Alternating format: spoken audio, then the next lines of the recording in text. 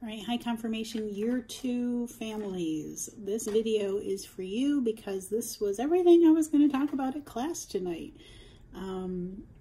Who would have predicted a windstorm? I had no idea this was going to happen tonight.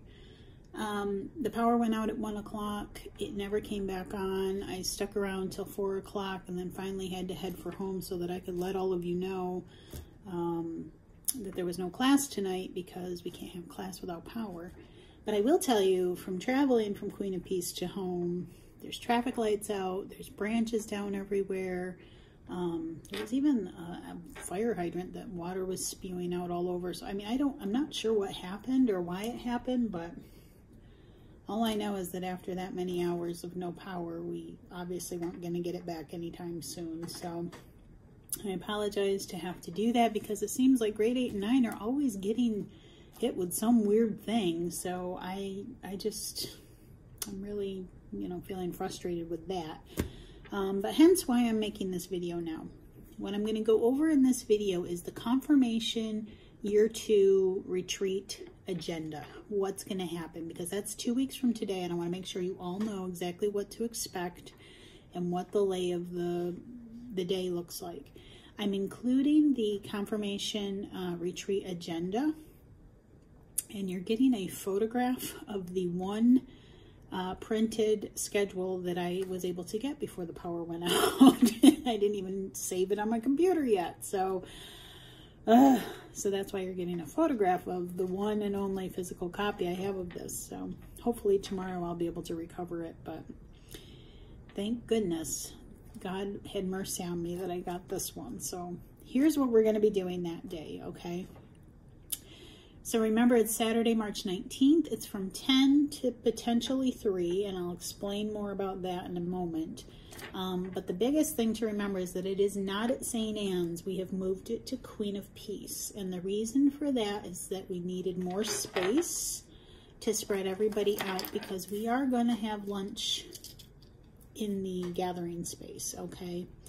We're kind of easing back to normal-ish, okay? Now, keep in mind that masks are still recommended, okay? And so you'll see the signs on the door that say masks are recommended, but they're not required, okay? So you can choose what your family wants to do. Obviously, there's no mandate in place right now, but I will wear one just so that people feel comfortable. Your child, you choose what you want to do for your family, okay? But that's why we have it spaced so that we can at least eat lunch and kind of ease back into that kind of flow of our retreats, because we've not had any of that going on in the last 3 years now. So 2.5 years, 3 years, jeez, long time. Anyhow, so we'll be starting at 10 a.m. okay? There'll be a welcome, there'll be opening prayer. At 10:15, we're going to do our first group activity. I'm going to have the students do small group discussion and talking about, what confirmation is, and preparing for, what is this relationship with the Holy Spirit? What is it going to look like? And so kind of revisiting that again and looking at, why are we making our confirmation and how do we prepare for that? So we'll do that in the first group activity, and then at 10 minutes to 11, we'll have a little break. And then right at 11, we'll have a presentation from Deacon Bill Rabjohn, who is the deacon for St. Anne's and Our Lady of Lourdes. And he will be there to talk to the students about the gifts of the Holy Spirit and, follow up any discussions pertaining to that, okay? At 12 o'clock, we'll break for lunch, okay? So at this time, if sponsors want to join, now let me preface this by saying, sponsors, you can come the whole day if you want to. You would be more than welcome. If you want to be there from 10 to 3, I have no issue with that at all. But what we would really like for sponsors to be, you can come for lunch, have pizza, drinks. The time that we need to have that interaction for sponsors to be involved in the activity comes after lunch, okay? So from 12:30 to 1:30, that's the hour that we're going to have sponsors working with candidates, reviewing the confirmation interview questions. These are questions that the students are going to be talking with either our pastors, our pastoral administrators, or myself. It's the final interview to decide whether or not they're ready to make their confirmation. Okay, so this is just a reviewing those questions with their sponsor, but more importantly, it's to open the conversation between candidates and their sponsors, because this is a relationship that they're going to have with their sponsor going forward, right? So if they have questions of moral uncertainty or questions about the faith, teaching them that this is the person they can come to, you know, even beyond parents and whoever, this is their sponsor who is going to help them in these decisions in the future. Okay, so this is just to start that conversation, continue that relationship, and build that relationship so that it's accessible to them in the future. Okay, so now what do we do if the sponsor isn't comfortable being there in person, which is understandable, or can't get up here because they're from another state or further away, or maybe they're, you know, in a situation where they don't travel much, or, you know, can't go out as much, or whatever the case may be. If they're able to join us, join the student by telephone conversation, through iPad or laptop, any kind of FaceTime, WhatsApp video call, Facebook video chat, FaceTime, you can do a Zoom call if you want. The students can pick whatever platform they want, because we're asking that if they need to remotely connect with their sponsor, that they bring a personal device to do that.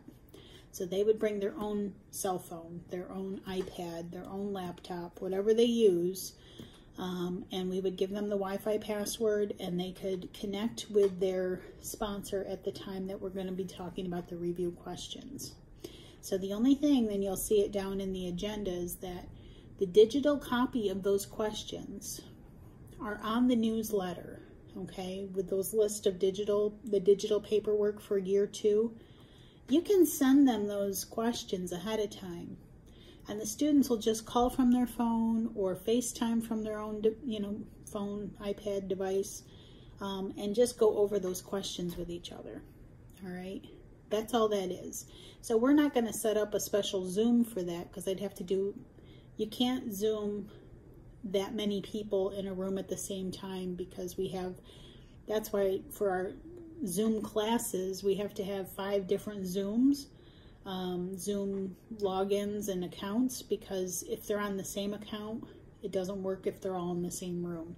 So each person would have to have their own Zoom account, their own way to connect with somebody. Does that make sense? The easiest thing in the world will be for the kids to bring their own phone and just call whoever they're going to talk to, or FaceTime them, right from their phone if they have that app. And if your student doesn't have a personal device and the sponsor needs a remote way to log in, then let me know. Send me an email, because I have a limited amount of laptops, iPads. I have 5 Zoom accounts, and that's it for my classes, that I can try to set those Zoom, if we need to do Zoom, or try to set up FaceTime, or however we want to do it. So if your student does not have a device to do that, and their sponsor's not coming in person and needs to do that, I need to know that sooner than later, okay? Don't get there the day of and say, oh, by the way, I need a laptop, because I may or may not have it. I might have other people using it. So let me know right away, okay? If you say, oh my gosh, we don't have that, okay? Tell me now, email me now that you need that. What happens if your sponsor maybe can't make it in person and doesn't do well with technology? Then what do I do? Well, what you would be asked to do, the candidate would be asked to pick a proxy sponsor, which means a parent, an older sibling that's already been confirmed in the faith, that can guide them through the questions in place of the sponsor that day, okay?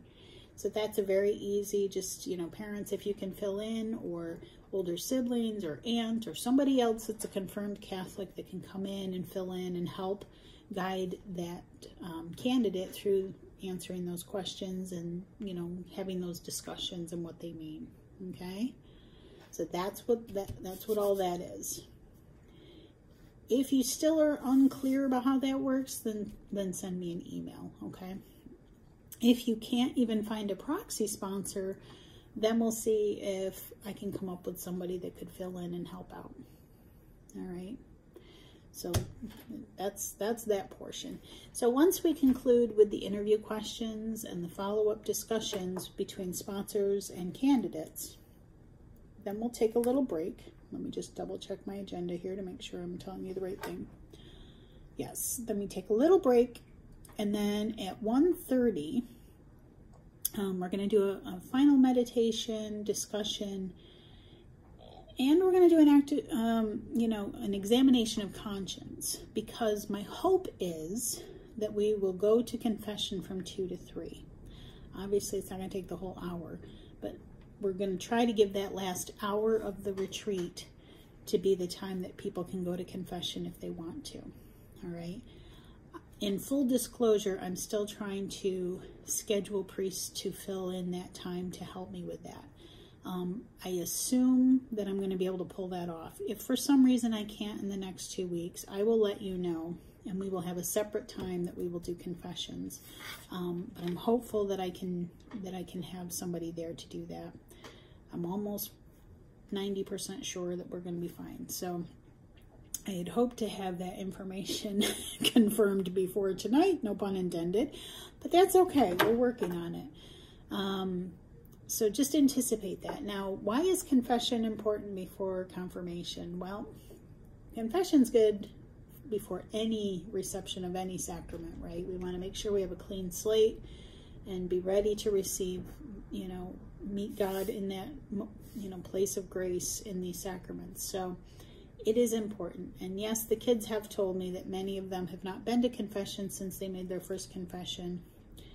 And it's a very different reality for them now than it was when they were 7, right? So we're going to talk about that. We were going to talk about that in tonight's class, but I will gently ease them into it. They did talk about it with me in like the 2nd or 3rd class that we had this year, but I'm sure they don't remember it.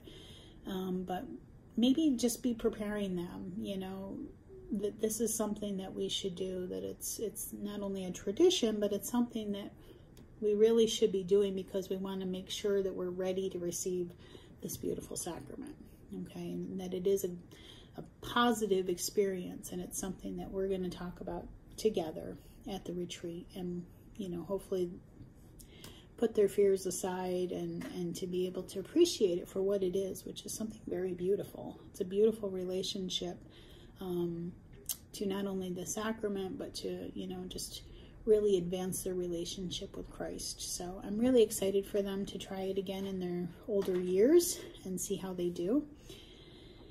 And then that's that. After confession and taking their time to pray and do their penance, then they would be free to go. Okay, so that's the plan of the day. That's what we're thinking of doing. Sponsors, if you wanted to stay and go to confession, that'd be awesome. If it's not something that you're comfortable doing, then certainly you don't have to. And again, even the students, if they are strongly against it, but we really encourage them to do it. It's really something that we're hoping that they will do. Okay. All right, so then just another follow-up. Remember that confirmation is on May 10th. I can't believe it's going to be, I've never had one so late. I'm very excited. It's almost always right before First Eucharist, so this is the first time that it's actually coming after our First Eucharist, kids. So it's Tuesday, May 10th, and it is at Sacred Heart Cathedral. The bishop is moving confirmations back into the cathedral. It is our 4 parishes in our faith formation group, and now there's, I think, one other church that's joining us. So not too many more people outside of our core group, which is kind of a neat thing. We've never had that before. So looking forward to that. I'm asking families to please arrive at 6:30, so just try to plan for that. The official ceremony starts at 7, but believe me when I tell you, trying to get everybody signed in and seated and where they need to be takes a little bit of time, so it's not something you really want to do at the last minute. So try to shoot for that, and then be there in time to be able to get a good seat. I have not heard if they're going to do cookies and punch, and I'm not sure what we're doing as far as readings and all that. So that'll be coming. We'll need people to lecture, I'm sure, and to greet people and things like that. As soon as I get the email from the diocese outlining what they want, I will be sure to sign people up, okay? Because I think that's exciting to be a part of that.